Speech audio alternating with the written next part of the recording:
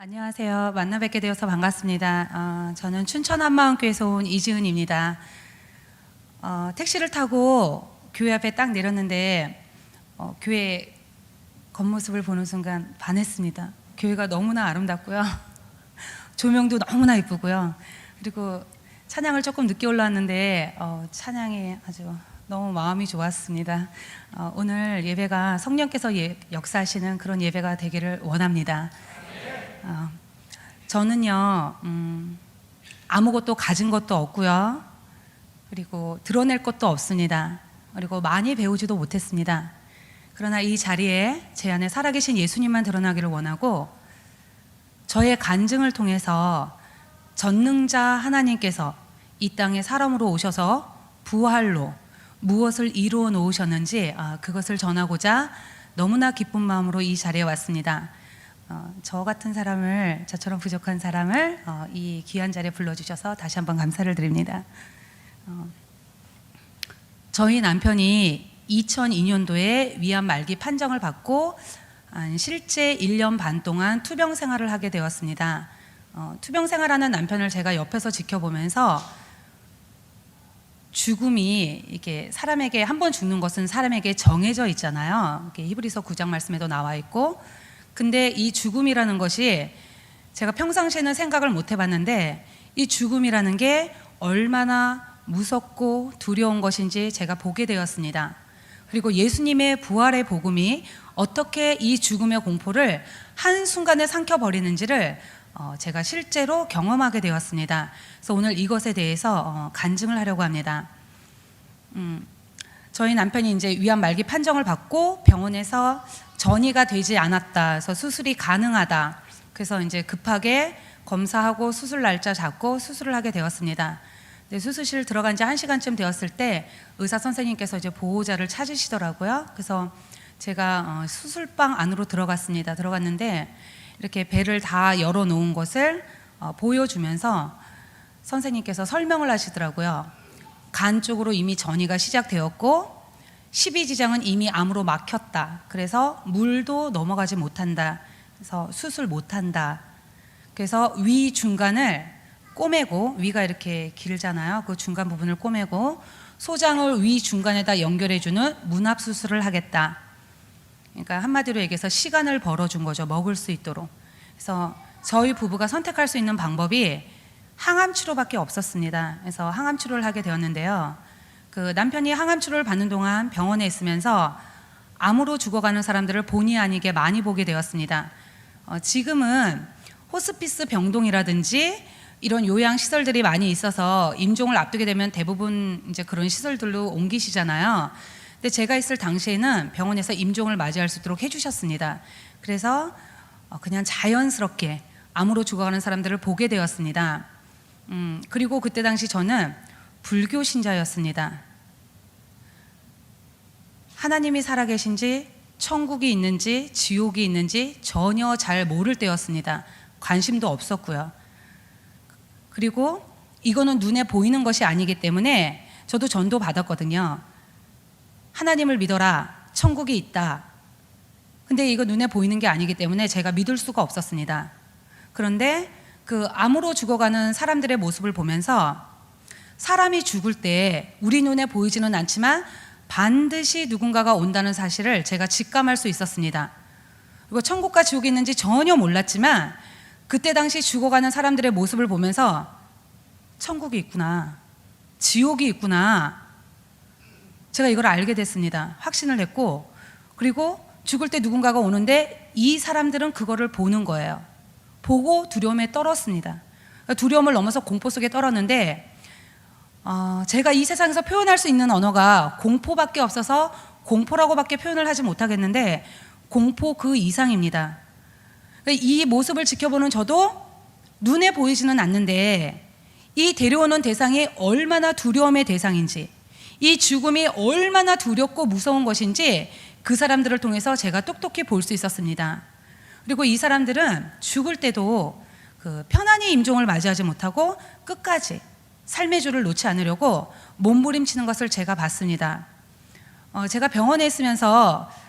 지금도 잊을 수 없는 한 사람이 있는데요. 그 환자 이름은 제가 지금 잘 기억하지 못하는데 그 아내의 이름은 제가 지금도 잊을 수가 없습니다. 시간이 아무리 많이 지나도 절대 잊을 수 없을 것 같습니다. 이 아내의 이름이 정자였는데요. 이 아내의 남편도 저희 남편과 동일하게 위암 말기 환자이고 병원에서 사형 선고를 받은 상태이고, 그리고 저희 남편의 상태와 동일하게 장이 막혀서 아무것도 먹지 못해서 기운이 하나도 없는 상태였는데, 이 상태에서 갑자기 그 아내의 이름을 막 부르는 거예요. 제가 한번 그대로 해보겠습니다. 정자! 정자! 무서워! 정자야, 무서워! 이러면서 큰 소리로 미친 듯이 소리를 지르는 겁니다. 근데 그때 저하고 그 환자의 아내하고 병실 밖에서 얘기를 하고 있었거든요. 근데 이 아내가 이 소리를 듣고 남편 옆으로 뛰어갔습니다. 뛰어갔는데 아무것도 먹지 못해서 기운이 하나도 없는 그 환자가 어디서 그런 힘이 났는지, 이렇게 환자가 누워 있잖아요.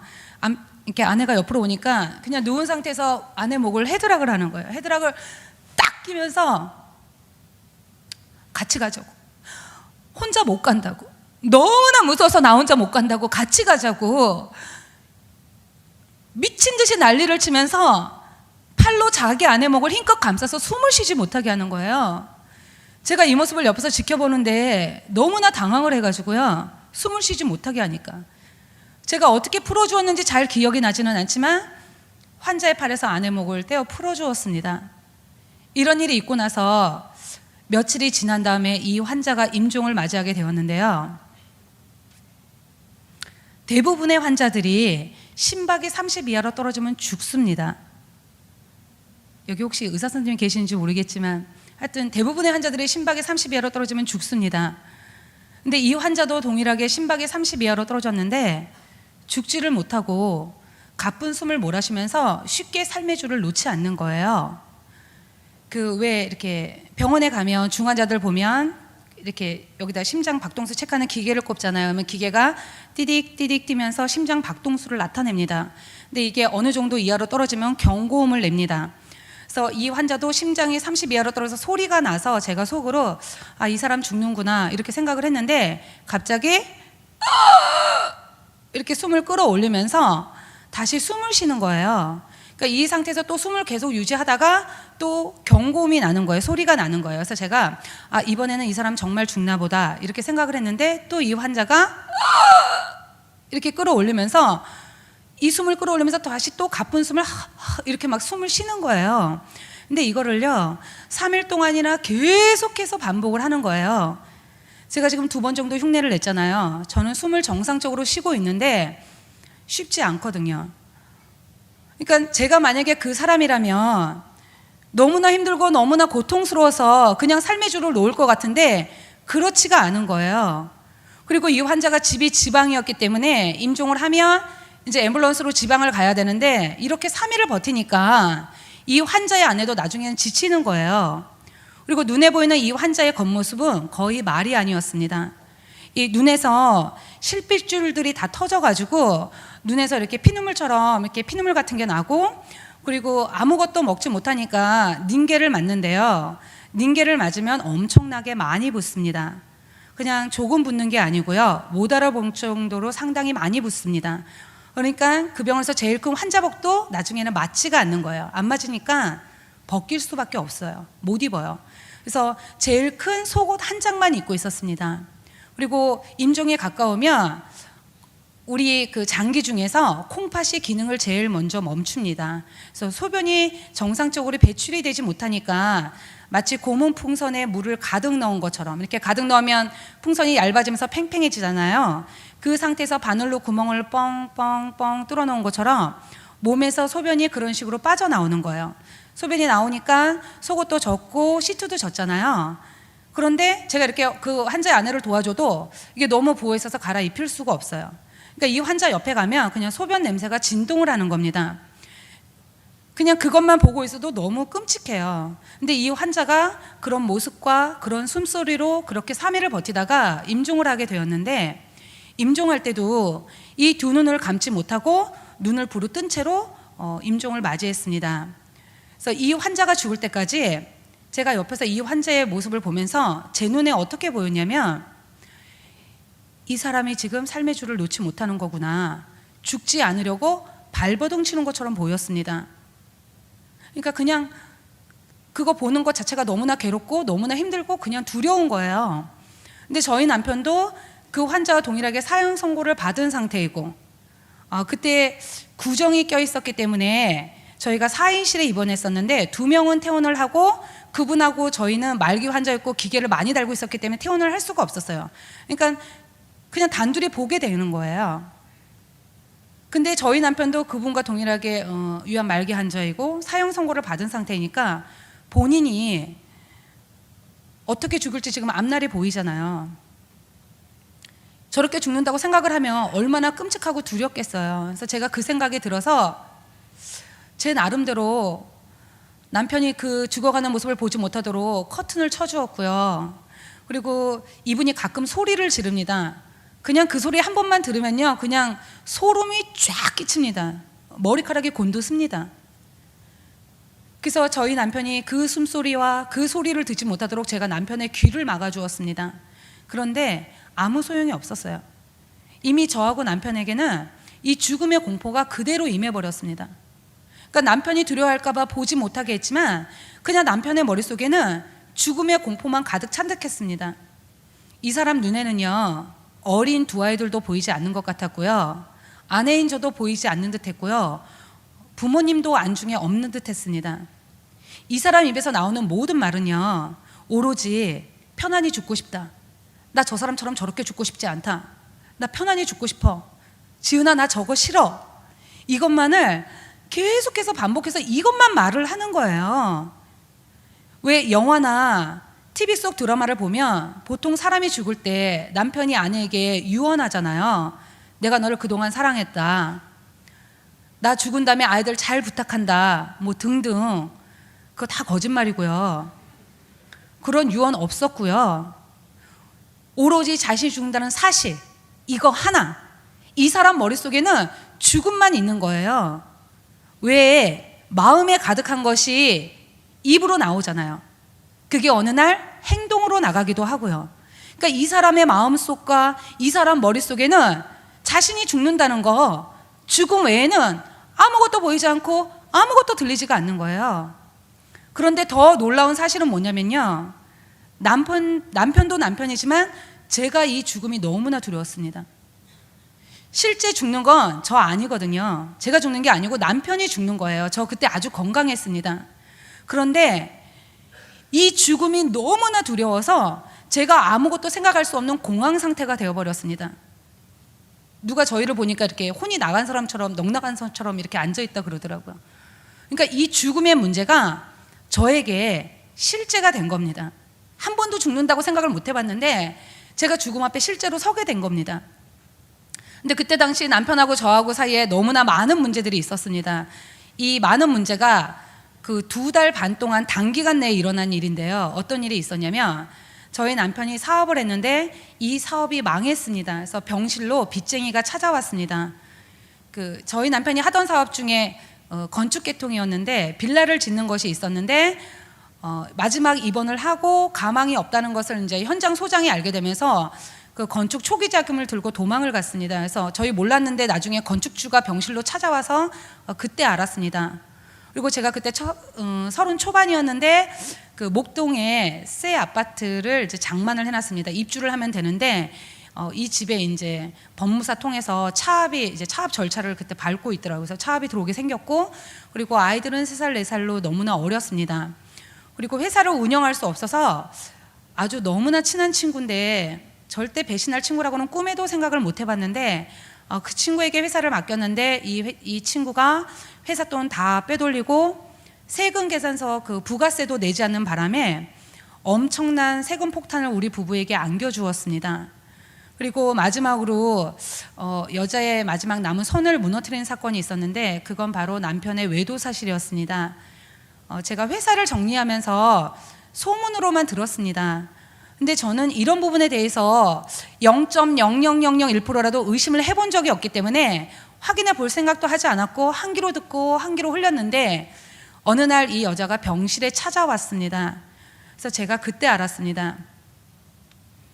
그리고 이제 제가 쫄딱 망하게 생겼으니까 그때 그냥 거리로 나앉게 생겼었어요. 애들 둘 데리고 그냥 거리로 나앉게 생기니까 그렇게 도와주시겠다고 했었는데 제가 이제 쫄딱 망하니까 시댁이 그리고 친정 부모님이 친구들이 모두 다 이제 돈 앞에서 등을 돌리셨습니다.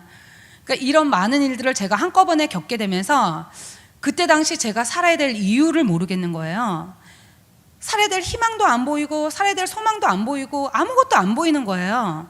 다 나를 버려도 되는데 나를 낳아주신 내 부모님이 돈 앞에서 등을 돌리시는 것을 보면서 저희 부모님은 이 얘기하면 참 억울해하세요.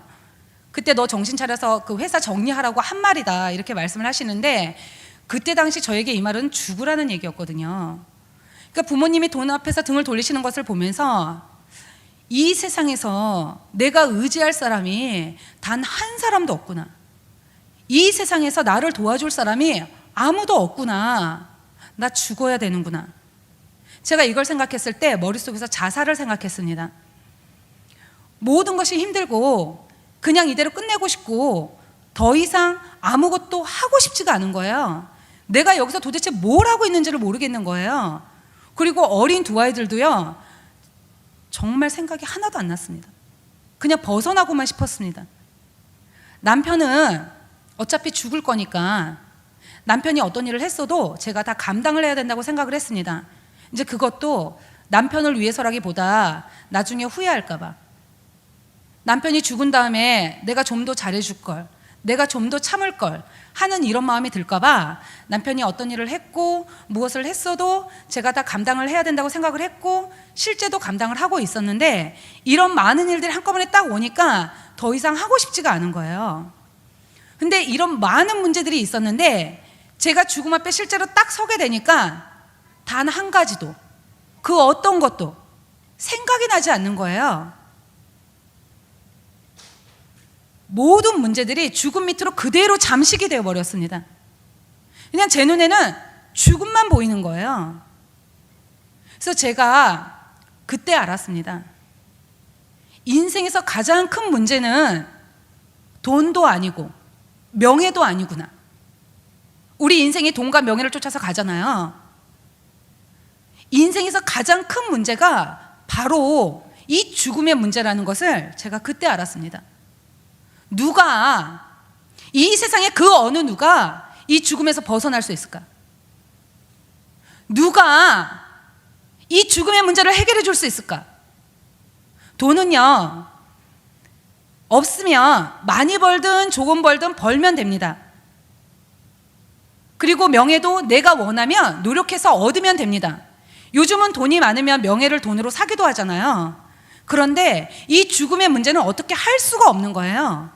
세상에 그 어떤 것으로도 해결을 할 수가 없는 거예요. 그래서 이 죽음 앞에서 그냥 남편하고 저는 공황 상태인 거예요. 해결을 할 수가 없으니까. 길이 없으니까. 앞에 환자가 죽고 나서 며칠이 지난 다음에 밤에 잠을 자는데요. 그 환자 침대는 조금 높이 있고 보호자 침대는 조금 낮게 있잖아요. 그래서 제가 낮에 회사 정리를 하고 밤에는 이제 병원에서 남편은 병간호를 했는데 거기 밤에 잠을 자는데 남편이 갑자기 발로 저를 막 뻥뻥뻥 차는 거예요. 그래서 제가 너무 놀라서 깼는데 남편이 막 울면서 화를 내면서 벌벌 떨면서 내가 너를 얼마나 불렀는데 왜 일어나지 않냐고, 내가 너를 얼마나 불렀는데 왜 대답하지 않냐고, 나를 데리러 왔다고, 너무나 무섭다고, 침대를 뺑 둘러쌌다고, 지은아 나 무서워 이러면서 다 큰 어른이 막 울부짖는 거예요. 근데 제가 그때 남편의 눈을 봤는데요, 이 눈이 공포에 질려 있는 거예요. 왜 어르신들 이런 말씀들 많이 하시죠? 사람이 죽을 때가 되면은 몸이 허해져서 헛게 보인다고. 저희 부모님도 이 말씀 자주 하시거든요. 근데 그렇지 않습니다. 남편의 눈을 봤는데 눈이 공포에 질려 있는데 그 공포가 그대로 그냥 오는 거예요, 저에게. 남편은 분명히 뭔가를 본 거예요. 근데 제가 그때 영적으로 아무것도 몰랐기 때문에 해결을 해줄 수가 없는 거예요. 어떻게 할 수가 없는 거예요. 그래서 그냥 남편의 마음을 진정시키려고 했습니다. 여보, 내가 옆에 있으니까 진정하라고, 아무도 없다, 이러면서 남편의 마음을 진정시키려고 했습니다. 이런 일이 있고 나서 그 후에 2번 더 이런 일이 있었습니다. 모양은 조금 달라요. 이런 일이 있었는데 그때마다 남편의 반응은 처음과 동일했습니다. 그때마다 두려워했고, 그때마다 공포 속에 떨었고, 그때마다 난리가 나는 거예요. 근데 3번째 일이 왔을 때 그렇게 공포 속에 떨고 두려워하는 남편의 모습을 보면서 제가 머릿속에서 뭘 생각했냐면, 이 사람 지옥이구나, 우리 남편 지옥 가는구나, 이게 알아지면서 제가 그때 염주 돌리고 있었거든요. 그거 집어 던지고요, 본능적으로 하나님 찾았습니다. 앞에 사람이 어떻게 죽는지 내가 똑똑히 봤는데, 이 지옥이 얼마나 무섭고 두려운 것인지 내가 그 사람을 통해서 똑똑히 봤는데 남편을 이대로 지옥을 보낼 수가 없는 거예요. 그래서 제가 그때부터 미친 듯이 하나님께 매달렸습니다. 하나님 제발 저희 남편 좀 살려달라고, 하나님 제발 저희 남편 좀 살려달라고. 다 잃어도 좋고, 그때 저 다 잃었거든요. 다 잃어도 좋고 모든 것을 다 뺏겨도 좋으니까 하나님 저희 남편만 살려달라고. 저희 남편 살려주시면 이제는 제가 하나님 원하시는 대로, 하나님 뜻대로, 하나님의 종으로 살겠다고. 하나님 저희 남편 좀 살려달라고. 이 죽음이 너무나 두렵다고. 남편을 이대로 지옥을 보낼 수가 없어요, 하나님. 이러면서 제가 간절히 하나님께 매달렸습니다. 제가 그때부터요, 얼굴에 철판을 깔았습니다. 제 눈에는요, 아무것도 보이지 않고 아무것도 들리지 않는 거예요. 그냥 남편을 살려야 한다, 이 생각만 제 머릿속에 가득 찼고요, 남편을 이대로 지옥을 보낼 수가 없다. 그래서 제가 그때부터요, 병동안을 그냥 막 미친 듯이 돌아다니면서 병원 안에서 누가 교회를 다닌다, 이 소리만 제 귀에 딱 들리면요, 제가 그 사람에게 찾아갔습니다. 그 사람이 환자가 되었던 보호자가 되었던 병문안을 온 사람이든 상관없이 찾아가서 저희 남편 죽습니다, 하나님께 살려달라고 기도 좀 해주세요. 제가 이러면서 그 사람 손을 잡고요, 제가 그 사람을 언제 봤다고요, 데리고 왔다 이러면 고상한 표현이고요, 끌고 오다시피 해서 남편이 있는 병실로 데려와서 남편 앞에 앉혀놓고, 제가 기도를 할 줄 모르니까, 저는 기도를 할 줄 모릅니다, 하나님께 살려달라고 기도 좀 해주세요. 제가 이러면서 막 기도 부탁을 했습니다. 그리고 제가 있는 병원은 기독교 병원이었기 때문에 원목실이 있었습니다.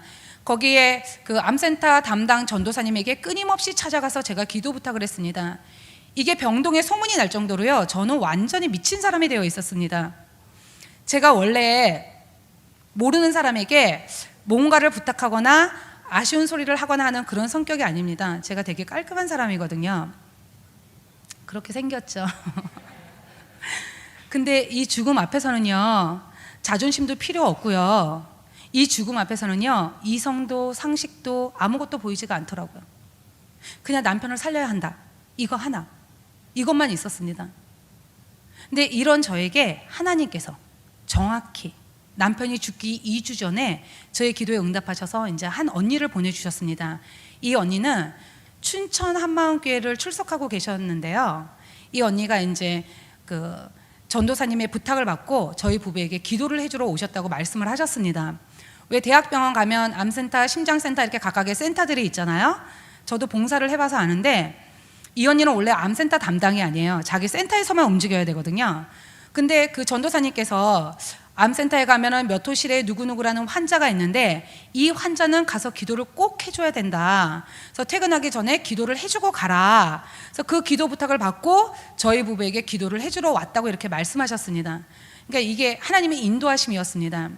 근데 이 언니가 저희 부부에게 와서요, 어떤 많은 말씀들을 한 것도 아니고요, 그리고 성경을 막 펴가지고 많은 성경 구절을 또 찾아준 것도 아니고요, 뭐라고 말씀을 하셨냐면, 하나님이 이 땅에 사람으로 오셨고, 저희와 동일한 사람 100% 사람으로 오셨고, 이분이 우리 죄 때문에 십자가에서 죽으시고 부활하셨다, 이렇게 말씀하셨어요.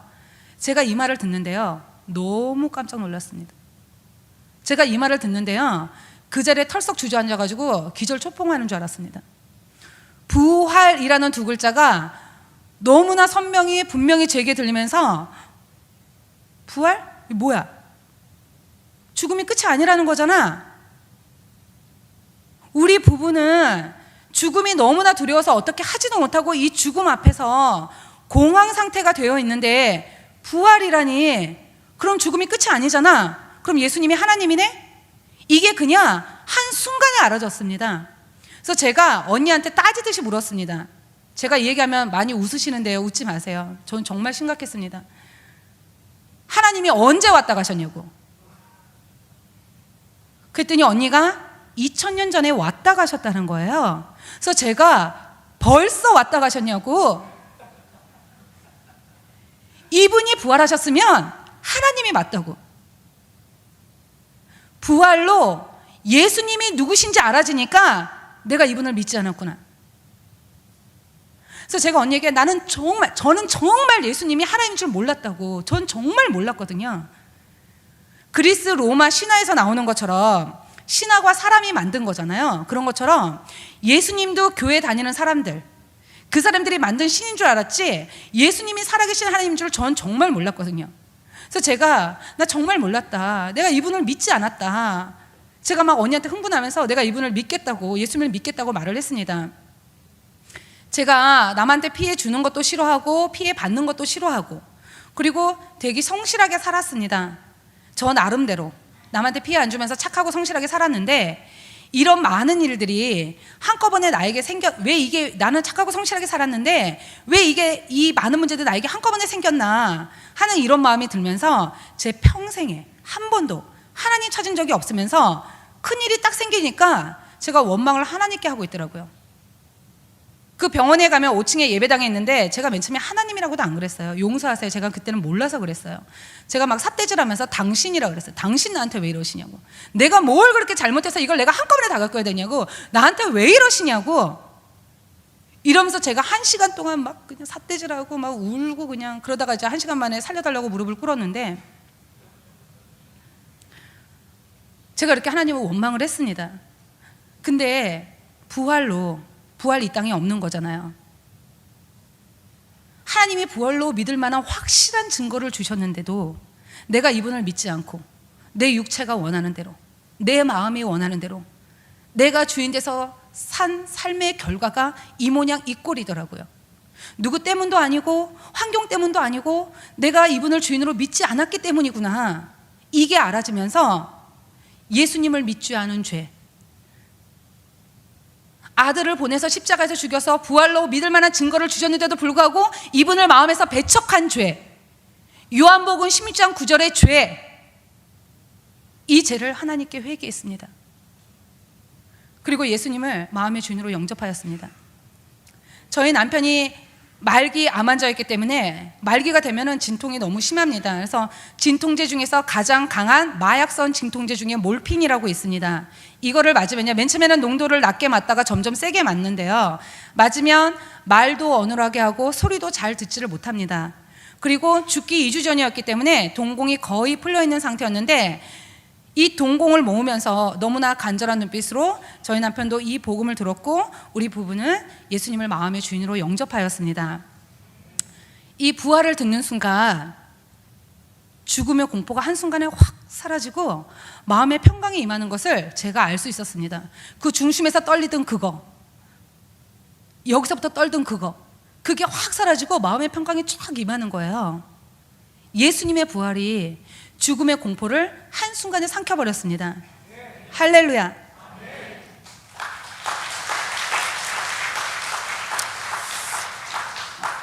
예수님을 영접하고 나서 그날이 2004년 2월 14일, 세상에선 발렌타인데이죠.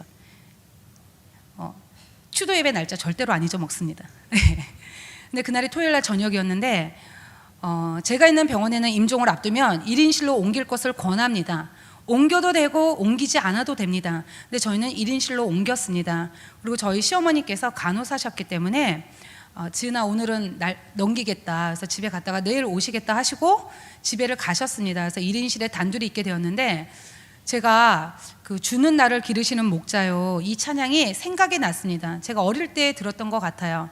근데 잘 기억이 나지는 않지만 제가 아는 대로, 아는 만큼 남편에게 불러주었습니다. 불러주고 당신 이제 편안히 가라고 제가 금요일 날까지 회사를 모두 다 정리를 했었거든요.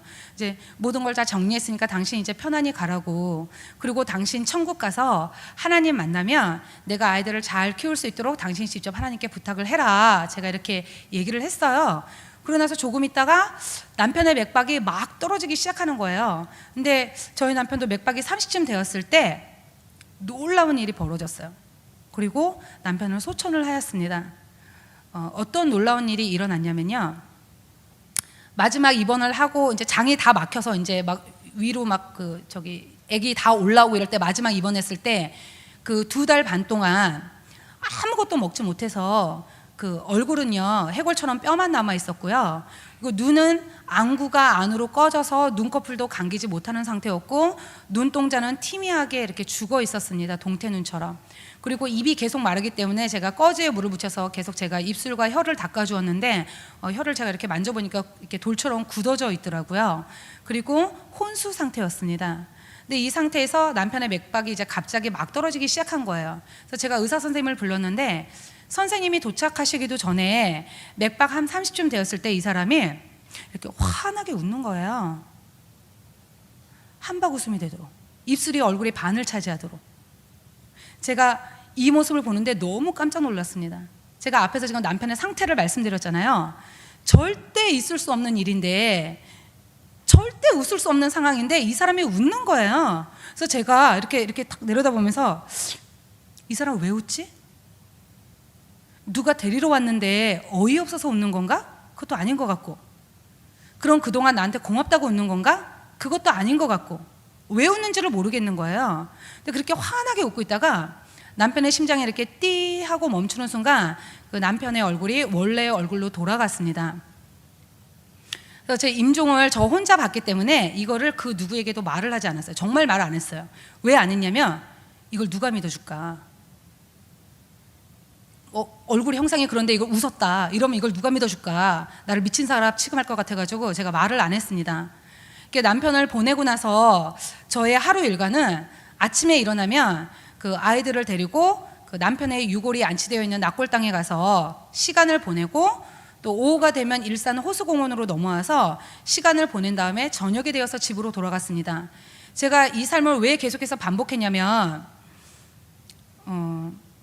혹시 이제 그런 마음 아시려는지 모르겠는데, 이렇게 모든 걸 함께 했고 모든 거를 대화했고 했던 그 사람이 갑자기 없어지니까 이 빈자리가 너무나 큰 거예요.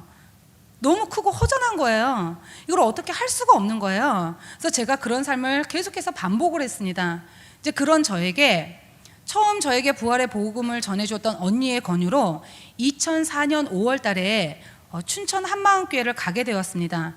그러니까 제가 태어나서 교회를 처음 간 거죠.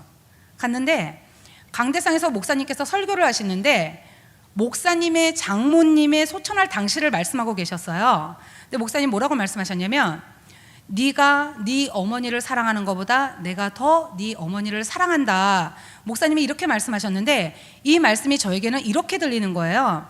지은아, 네가 네 남편을 사랑하는 것보다 내가 더 네 남편을 사랑한다. 지금 나와 함께 있다. 이렇게 들리는 거예요. 어떤 신비한 음성이 들린 게 아니고요, 마음에서부터. 저 이런 거 처음 들어봤는데 마음에서부터 이렇게 큰 확신감도 확 들리는 거예요. 그래서 제가 이 사람 천국 같구나.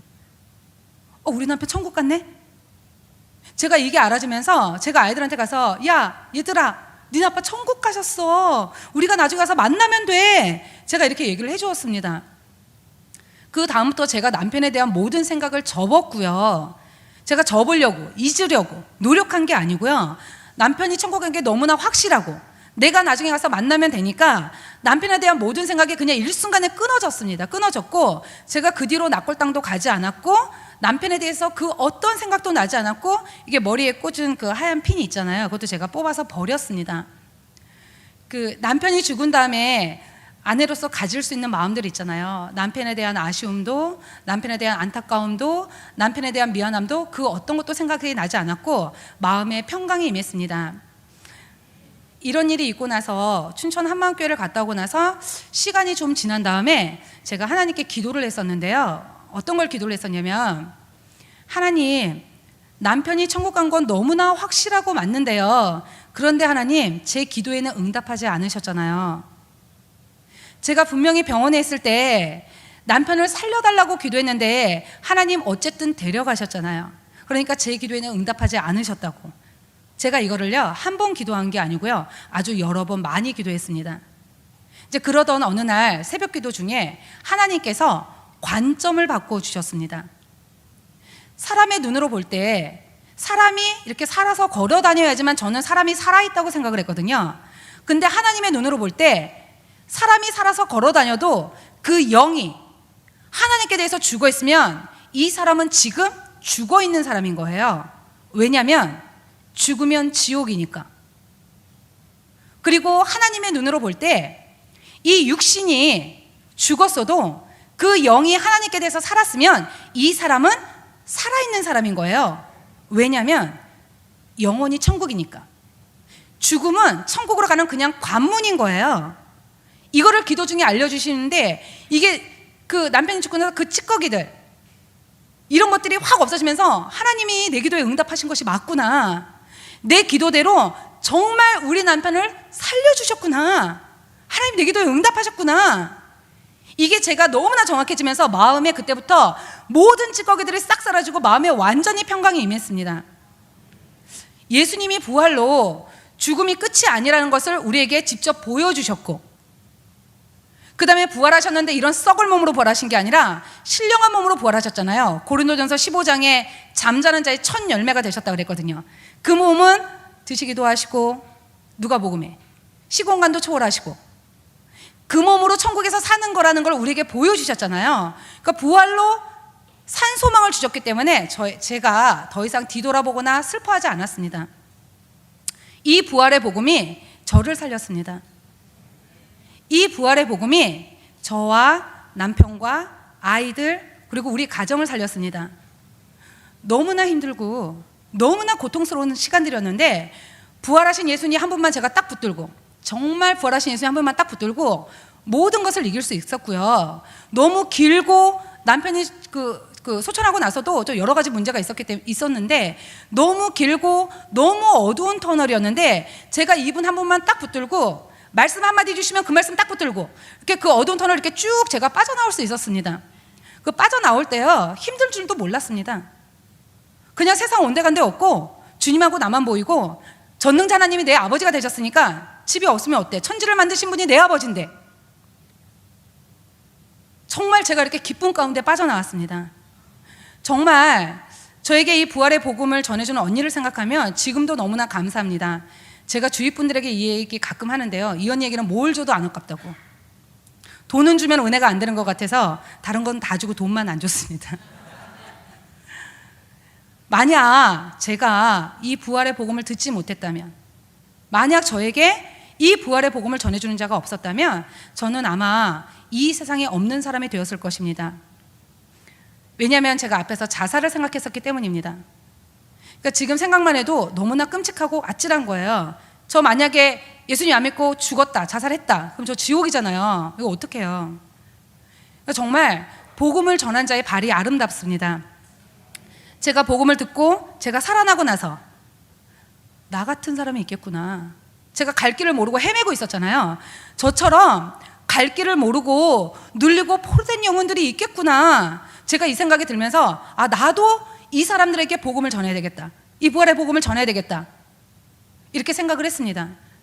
갈급한 영혼에게 입술을 열기만 하면 성령께서 역사하시고 그 영혼을 살리실 수가 있는데, 이 복음을 듣고도 전하지 않고 입술을 열지 않는다면 하나님께서 저에게 핏값을 취하는 것이 너무나 마땅하고 당연하다는 생각이 들었습니다. 로마서 10장 14절에서 15절의 말씀처럼 복음을 전한 자의 발이 아름답다 그랬습니다.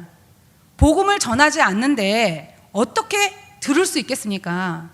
그래서 제가 이때부터 복음을 전하기 시작했습니다.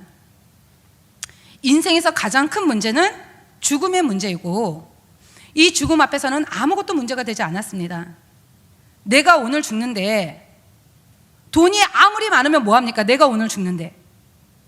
내가 오늘 죽는데 명예가 아무리 높아도 그게 나에게 무슨 소용입니까? 내가 오늘 죽는데 인간관계에 걸려 있다면, 원수 맺은 게 있다면 용서하지 못할 것이 없더라고요. 내가 오늘 죽는데 그 앞에서는 아무것도 문제가 되지 않았습니다. 인생에서 가장 큰 문제는 죽음의 문제이고, 이 죽음의 문제는 이 세상의 그 어떤 것으로도 절대 해결할 수가 없었습니다. 오직 예수님이 부활로 이 죽음의 문제를 해결해 주셨습니다. 저는요, 죽음을 해결받은 자입니다. 제가 이게 알아지면서 하나님 저 좀 빨리 데려가시라고. 나 여기 왜 살아야 되는지 모르겠는 거예요. 그래서 그 나라가 더 좋으니까 저를 빨리 데려가시라고. 근데 하나님께서 사명이 있다고, 그거 감당하고 나중에 오라고 이렇게 말씀하시더라고요. 전능자 하나님께서 이 땅에 사람으로 오셔서 부활로 인생에서 가장 큰 죽음의 문제를 해결해 주셨습니다. 히브리서 2장에 나와 있잖아요. 죽음의 종로로 타는 모든 자들을 놓아주려 하신다고. 예수님이 십자가에서 죽으시고 부활하셔서 사망의 권세를 깨뜨리셨고, 승천하셔서 지금 하늘 보좌편에 살아계시고, 하늘과 땅의 모든 권세를 가지시고 만왕의 왕이시고 만유의 주인이신 이분이 내 안에 들어오셔서 영원토록 나와 함께 하시는데 아무것도 문제될 것이 없더라고요. 죽음의 문제를 해결받았는데 뭐가 문제가 되겠습니까? 죽음을 해결받은 건 인생의 모든 문제를 해결받은 거예요. 이분이 나와 함께 하시는데 못할 것이 없더라고요. 제가 이렇게 알아지면서 너무나 감격이 돼가지고 빌립보서 4장 13절의 말씀처럼 나에게 능력 주시는 자 안에서 내가 모든 것을 할 수 있다. 바울의 고백이 무슨 고백인지 제가 알게 되었습니다. 저는 인생에서 가장 큰 것을 해결받았습니다. 죽으면 이 썩을 몸 벗고 신령한 몸을 입는데 이분이 나와 함께 하시는데 두렵지가 않은 거예요. 저 30 초반에 혼자 되었습니다. 그때 저 전업주부였고요. 쫄딱 망했습니다. 부모님 다 등 돌렸습니다. 친구들 다 배신했습니다. 남편이 죽고 나면 어떻게 살까? 애들 어떻게 키우나? 하는 이런 염려들, 두려움 있을 수 있잖아요. 그런데 두렵지가 않은 거예요. 다 나를 몰라줘도 되고, 다 나를 버려도 되고, 이분이 나와 함께 하시니까 담대함이 생기고 두렵지가 않은 거예요. 다 할 수 있을 것 같은 거예요. 실제도 그렇게 인도해 주셨고. 그래서 제가 이제 인생 살면서 제가 할 것은 오직 복음 전하는 것 뿐입니다. 제가 부활하신 예수님 만난 지 만 9년이라는 세월이 지났는데요. 복음 증거하는 사명이 제 생명보다 귀하다는 마음은 지금도 변함이 없습니다. 이 사명은요, 사람에게 받은 사명이 아닙니다. 아버지께서 나를 보내신 것처럼 나도 너희를 보냈다. 예수님이 이 땅에 죽으러 오셨잖아요. 저도 이 땅에 죽으러 왔습니다. 주를 위해서. 그리스도를 대신한 사신으로 이 땅에 왔습니다. 하나님께 받은 사명입니다. 그래서 제 삶의 목적은 오직 복음을 전하고 그 영혼을 양육해서 그 영혼이 또 다른 누군가에게 복음을 전할 수 있도록 하는 게 제 삶의 목적입니다. 하나님, 천국, 지옥, 이것은 눈에 보이는 것이 아닙니다. 저는 남편을 통해서 그런 세계가 있는가 보다 하는 경험을 했지만 저 같은 경험이 없는 사람들도 있잖아요. 그런데 하나님께서는 예수님의 부활로 보이지 않는 모든 세계를 다 믿을 수 있도록 확실한 증거를 주셨습니다. 그래서 각자의 경험을 통해서 보이지 않는 하나님이나 천국을 믿는 것이 아니라 부활로 확실히 믿는 것입니다.